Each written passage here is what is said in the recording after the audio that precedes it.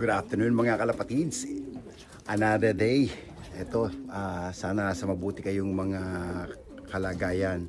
At sana maganda ang mga pauwi nyo nung nakakaraan na race. At sana maganda rin ang mga resulta nyo. I-update ko lang kayo from our Saturday race.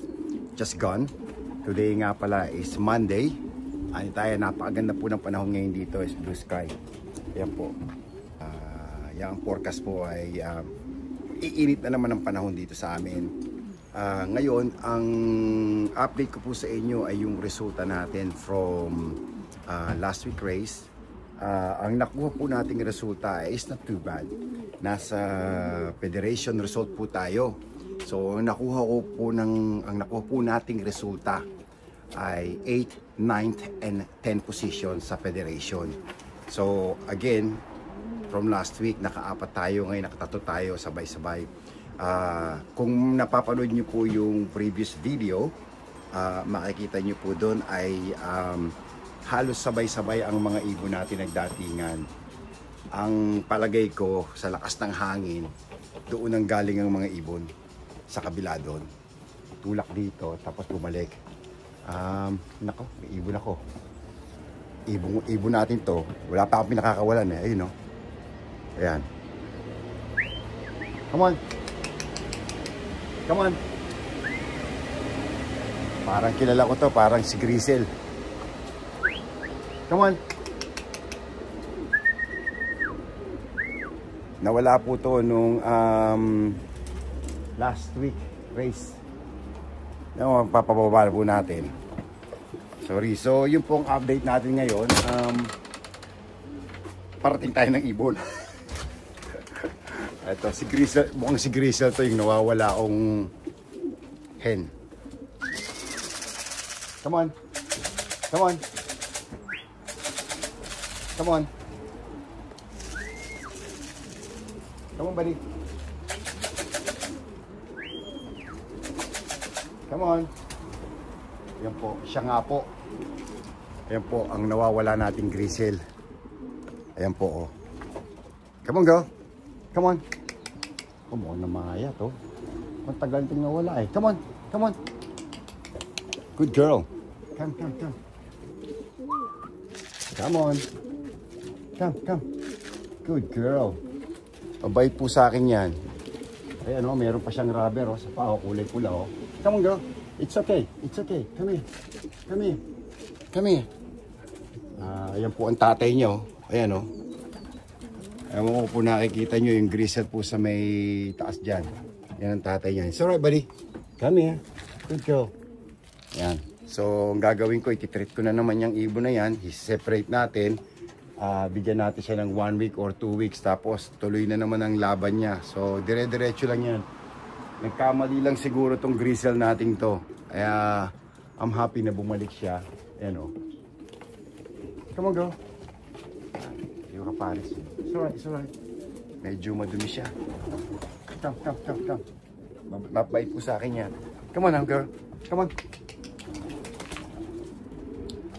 Come on, come on. Come on. Come on, let's go. Come on. Good girl. Good girl. Napakadumi niya. Paliliguan ko to. Come on. Come on. Let's go. Good girl. Namayat. Ayan, oh. Ang dumi niya, oh. Come on, girl. It's alright. It's okay. It's okay. It's okay. Good, good. Mabait po yan sa akin. Kaya, ayan. I'm glad na nakapagpa-uwi tayo ng isa pa. Actually, may kwento po ako sa inyo. Nung Saturday race nga pala, meron tayong nahuling ibon sa bandang norte rin, sa Northamptonshire. Siya po yung ano natin, siya po yung 15th federation from the previous week. So yung race po namin, nag-return race kami sa same destination, 183 kilometers. For some reason, nagkamali rin yung ibon. Ginugroom ko po itong ibon na to. Ginugroom ko po siya. It's a dark checker cup. Ang nakahuli po ay shoutout nga pala kay Neho. Neho is from Romania. Napakabait po. Binidyo niya pa kung paano niya pinakawalan yung ibon natin.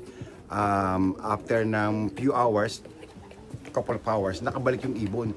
So ang destination nun siguro nasa nasa mga Peterborough, nasa mga line siya ng Peterborough, yung second race namin, siguro nasa mga 70 to 75 kilometers miles pala yun ha.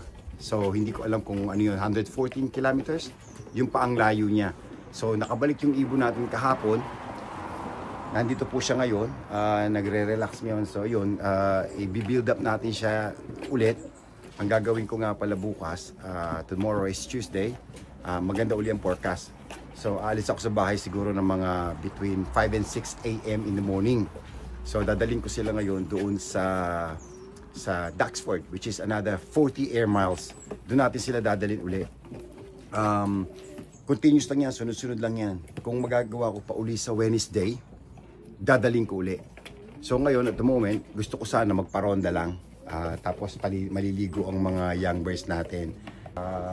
Yun, so yun ang update natin. Mamaya siguro papakita ko sa inyo yung nag-first bird natin uli na si Big Boy. Hindi ko pa nasisilip hanggang ngayon from the race on Saturday. So hinayaan ko lang kasi nga po, as per I mentioned from the previous vlog, ito pong si Big Boy ay nagpapasubo ng single baby.